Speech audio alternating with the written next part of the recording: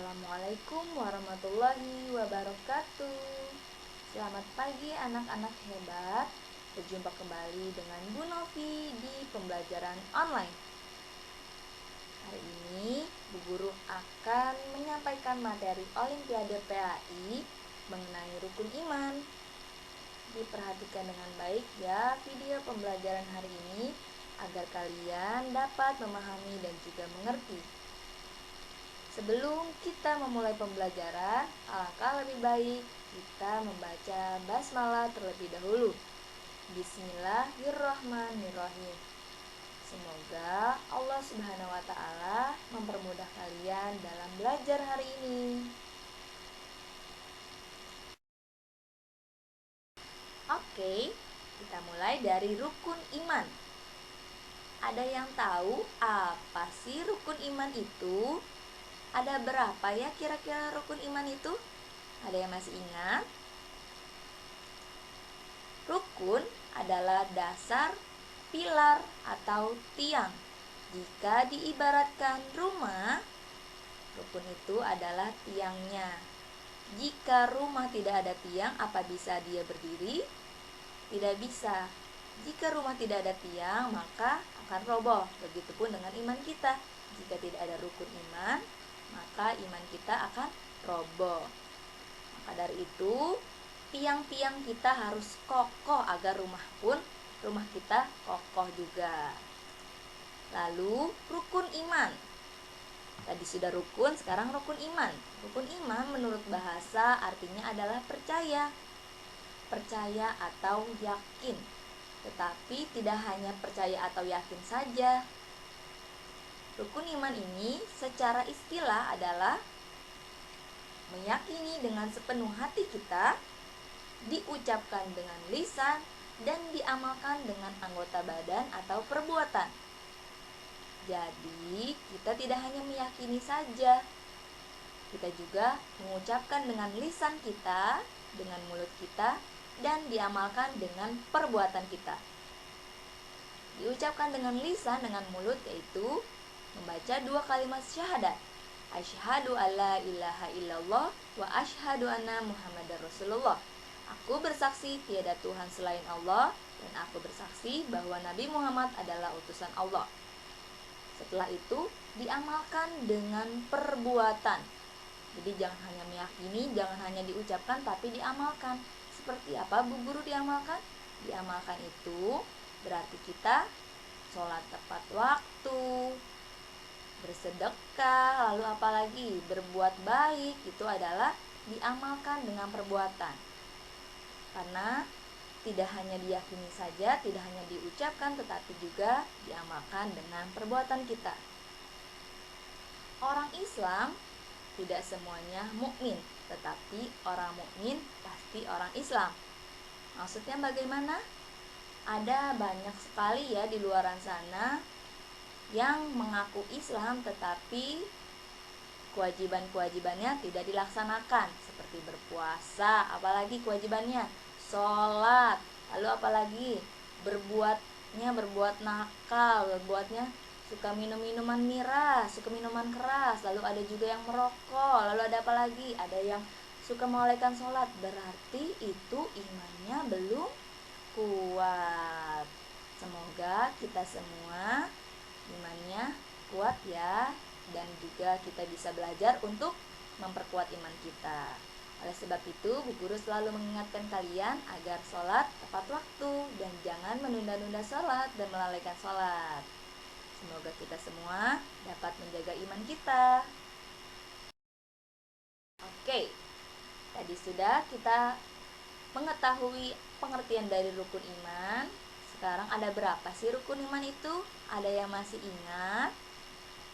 Rukun iman yaitu ada 6. Betul sekali, rukun iman itu ada 6. Apa saja sih rukun imannya itu? Rukun iman yang pertama adalah iman kepada Allah. Yang kedua, iman kepada malaikat. Yang ketiga, iman kepada kitab-kitab Allah. Yang keempat, iman kepada Rasul Allah. Yang kelima, iman kepada hari kiamat. Dan yang keenam, iman kepada qada dan qadar. Iman kepada Allah. Apa sih pengertian dari iman kepada Allah itu? Iman kepada Allah artinya adalah percaya sepenuh hati bahwa Allah adalah Rabb, Tuhan pencipta alam, Maha Kuasa, Maha Penyayang, dan segala sifat Allah yang lainnya dalam Asmaul Husna yang 99 itu. Untuk itu kita wajib beribadah dan meminta pertolongan hanya kepada Allah. Meminta pertolongan hanya kepada Allah, jangan kepada yang lainnya. Boleh misalkan lagi kesusahan, minta tolong ke teman kalian atau ke bunda atau ayah. Tetapi jika benar-benar susah, berdoanya hanya kepada Allah. Kalau kita mempercayai yang lain, itu namanya musyrik. Jadi kita hanya percaya kepada Allah dan meminta pertolongan hanya kepada Allah. Contoh perilakunya yaitu adalah sholat 5 waktu, berzikir, dan juga berdoa kepada Allah Subhanahu wa Ta'ala.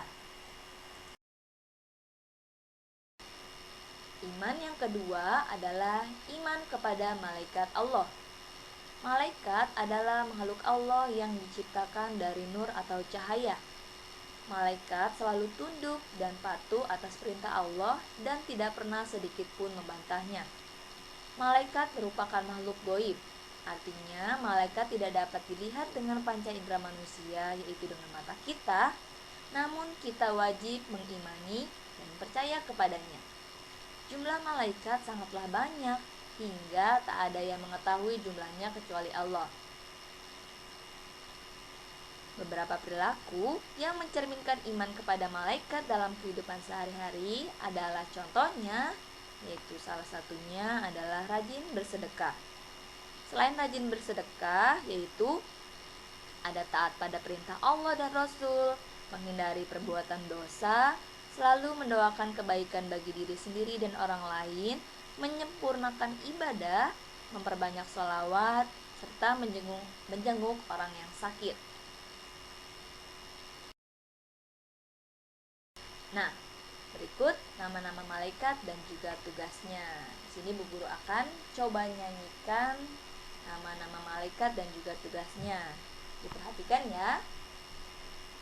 10 malaikat dan tugasnya, siapa yang sudah tahu?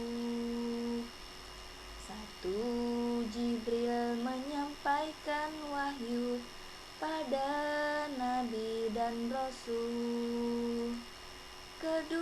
Mikail memberi rizki pada umat manusia.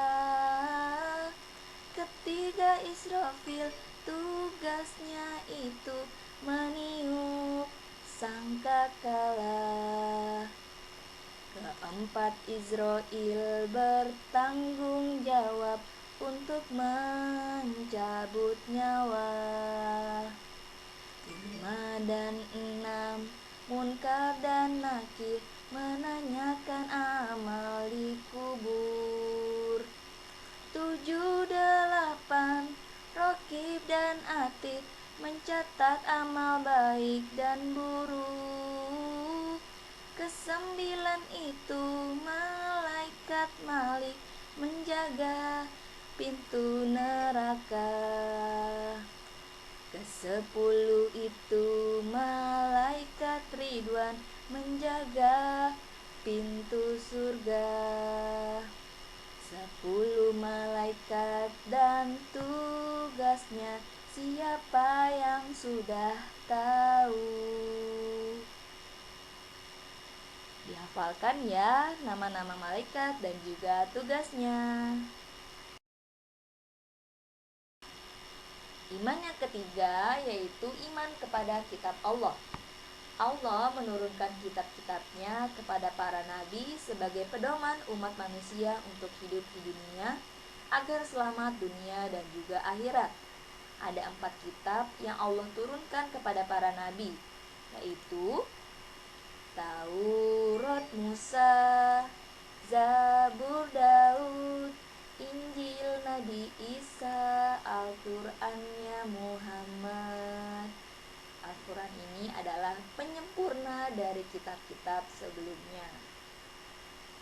Perilaku iman kepada kitab Allah yaitu dengan membaca Al-Quran setiap waktu atau setiap selesai sholat.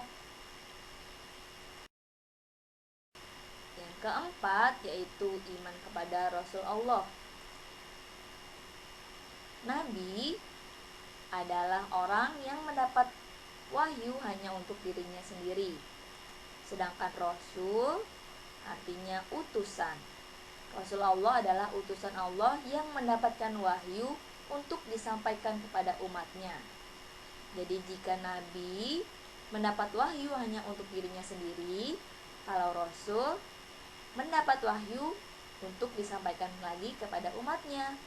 Tugas utama para rasul adalah menyampaikan dan juga mengajarkan agama Allah kepada manusia, serta memberikan petunjuk agar manusia itu tidak tersesat. Yang kelima yaitu iman kepada hari akhir atau hari kiamat.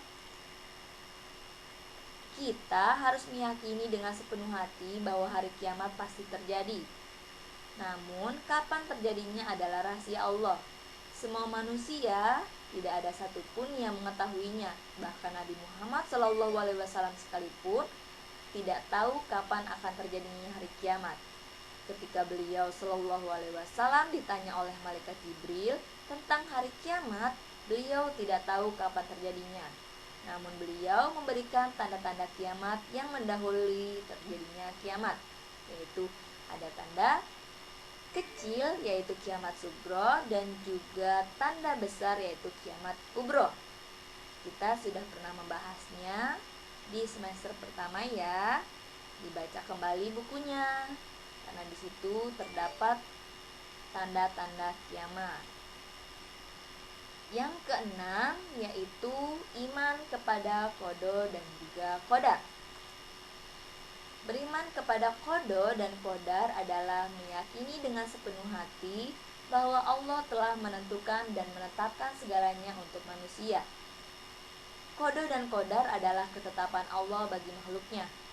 Ketetapan Allah kadang berupa hal-hal yang baik dan kadang berupa hal-hal yang buruk.